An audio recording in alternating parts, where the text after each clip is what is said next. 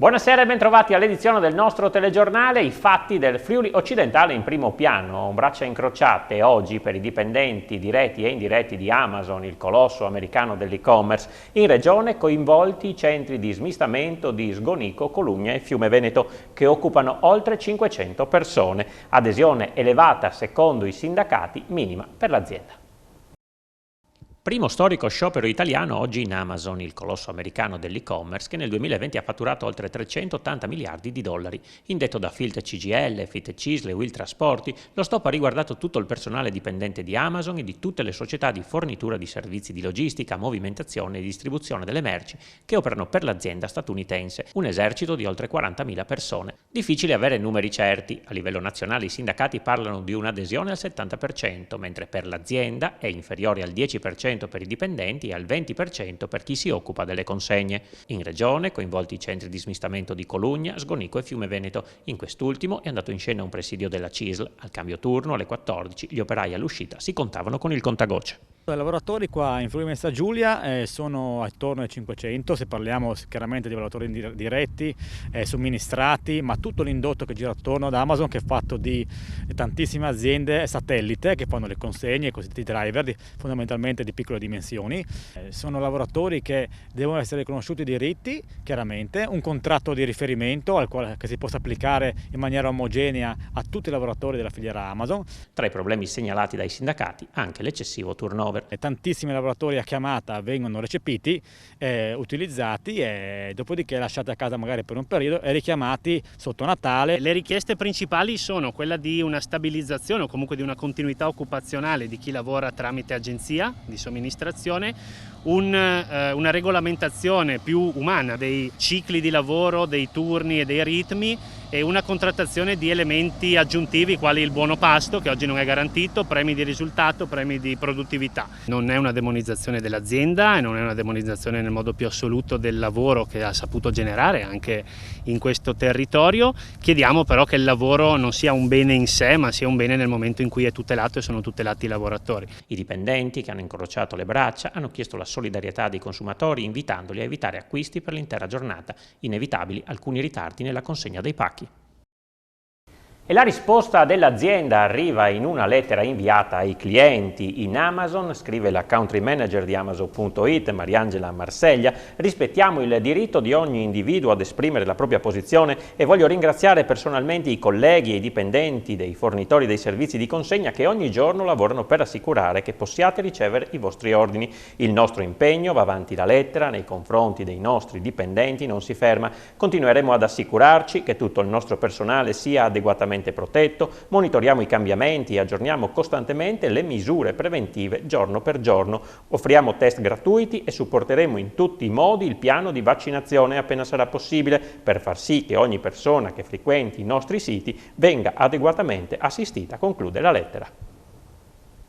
Cambiamo argomento. Il decreto sostegni, secondo Fratelli d'Italia, è una delusione. Per il capogruppo in Senato Luca Ciriani i soldi arrivano in ritardo e sono elemosina. Briciole, altro che indennizi. Le cifre stanziate dal governo col decreto sostegni da 32 miliardi non sono andate giù a Fratelli d'Italia, unico partito all'opposizione che per bocca del capogruppo in Senato Luca Ciriani sottolinea il proprio scontento. Siamo molto delusi, a dire il vero, molto delusi perché i ristori arrivano con 4 mesi di ritardo e sono assolutamente insufficienti, per non dire che sono un'elemosina. Dai calcoli fatti dal centro studi del Sole 24 Ore, un'azienda, un'attività commerciale riceverà dall'1,7 al 5% delle perdite subite nell'anno scorso, quindi davvero pochissimo. Non si considera che queste aziende, anche se chiuse, hanno dei costi fissi da sopportare e i costi fissi non sono minimamente ristorati da quanto lo Stato garantirà. Quindi noi denunciamo questo stato di cose, denunciamo questa beffa. Per Ciriani i soldi sarebbero dovuti andare solo alle categorie colpite, invece sono stati utilizzati un po' per tutto.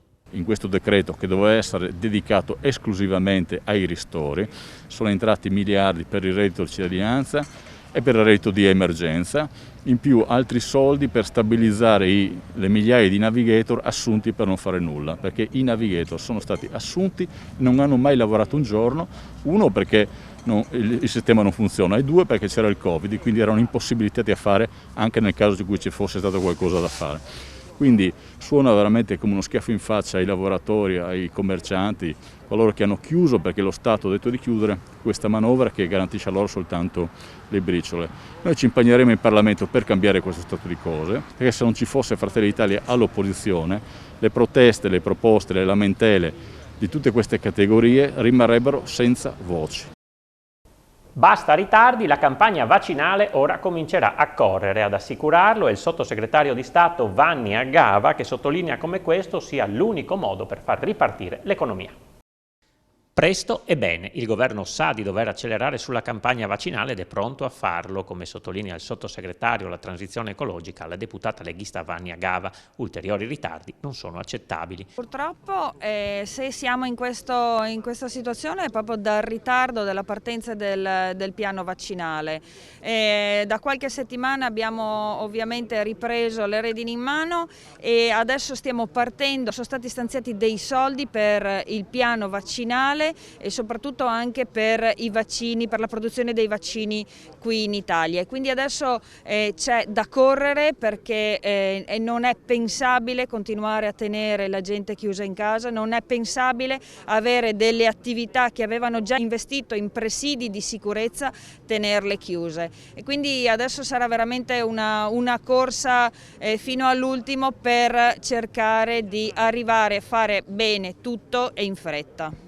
Il vaccino resta l'unica arma per uscire il prima possibile dall'attuale complicata situazione. Vediamo che i dati dei contagi e delle terapie continuano ad essere, soprattutto in certe zone, continuano ad essere dei dati preoccupanti. È evidente che come l'anno scorso, anche complice la bella stagione, io immagino che per maggio si potrà cominciare a vedere la luce. E siamo ai numeri odierni sul fronte coronavirus. Oggi in Friuli Venezia Giulia su 2.904 tamponi molecolari effettuati sono stati rilevati 314 nuovi contagi con una percentuale di positività del 10,81%. Sono inoltre 672 i test rapidi antigenici realizzati, dai quali sono stati rilevati 91 casi, 13,54%. I decessi registrati sono 17, a cui si somma uno risalente lo scorso 11 marzo, di questi 3 si sono verificati nel Friuli occidentale. I ricoveri nelle terapie intensive sono 82, mentre quelli in altri reparti risultano essere 611, numeri comunicati dal vice governatore con delega alla salute Riccardo Riccardi. Arriva anche nel Pordenonese la vaccinazione di massa con centro in fiera. I sindaci intanto hanno chiesto di valutare la riapertura delle scuole. Anche il Friuli occidentale si prepara alla vaccinazione di massa. Dalla prossima settimana, come comunicato oggi dal vice governatore Riccardo Riccardi in videoconferenza con il prefetto e i sindaci della destra tagliamento, sarà allestito anche a Pordenone, nei padiglioni della fiera, un punto per la vaccinazione degli anziani, da estendere ad altri centri del territorio. Considerata poi la buona copertura garantita degli over 80, a breve, ha annunciato Riccardi, saranno aperte le agende dedicate alle persone vulnerabili e alla fascia d'età tra i 79 e i 75 anni, sempre attraverso CUP e farmacie. Nel corso della riunione Riccardi ha tracciato il quadro dell'andamento dell'epidemia nell'ex provincia di Pordenone, dove il picco di contagi, 1559 in 7 giorni, è stato registrato la settimana dal 28 dicembre al 3 gennaio scorsi, per poi calare, ma sono esclusi allentamenti di restrizioni per il pordenonese. I sindaci dal canto loro si sono fatti portavoce di alcune esigenze della popolazione, in primis una valutazione per riaprire le scuole. Oggi è arrivata un'altra novità, uno studio, quello della dottoressa Sara Gandini, che dichiara e mette in evidenza attraverso i numeri, uno studio fatto su 7,3 milioni di studenti, su dati reali, che non pare esserci una correlazione diretta tra il contagio, l'aumento dei contagi e l'apertura delle scuole. Ecco, allora, a fronte di questa informazione, l'invito che abbiamo fatto come amministratori, che è stato perorato anche dagli altri sindaci, è quello che il Comitato Tecnico Scientifico, il CTS, riveda le proprie posizioni, magari valuti confrontandosi con i ricercatori di Milano affinché si possa comprendere se effettivamente possiamo far riaprire la scuola subito dopo Pasqua.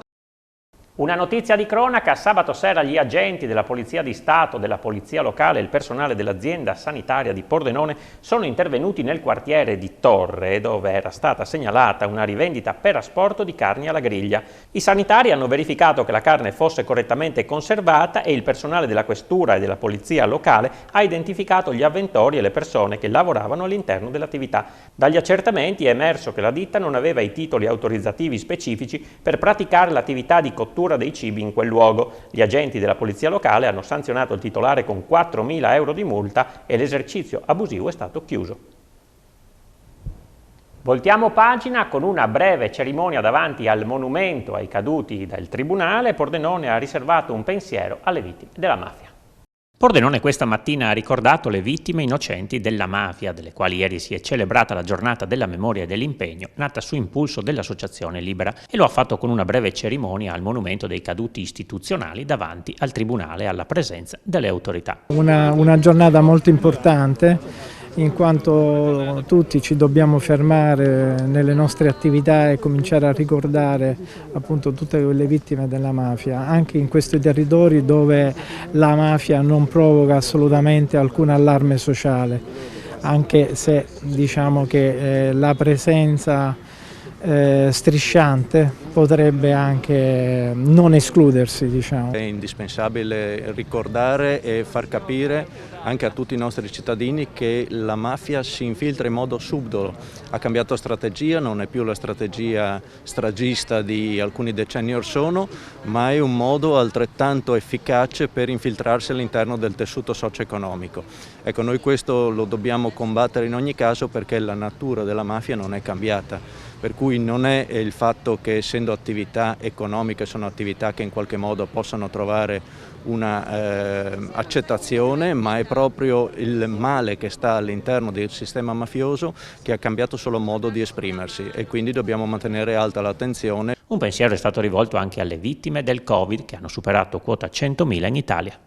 La Domovip di Bruno Carraro ha completato il progetto Uniti contro il virus, donando alla Croce Rossa, come promesso, un nuovo mezzo, una Fiat Panda. Alla cerimonia di consegna, svolta sabato ad Aviano, erano presenti il sindaco Ilario De Marco, Milena Maria Cisilino, presidente regionale della CRI, e Giovanni Antonaglia, presidente provinciale, oltre a Chiara Giliberti, referente di Aviano. A Carraro e alla Domovip il grazie della Croce Rossa. Con il progetto Uniti contro il virus, l'azienda avianese ha donato migliaia di mascherine in questi mesi a case di riposo, comuni, associazioni e protezione civile, destinando una parte del proprio ricavato in azioni di solidarietà sanitaria.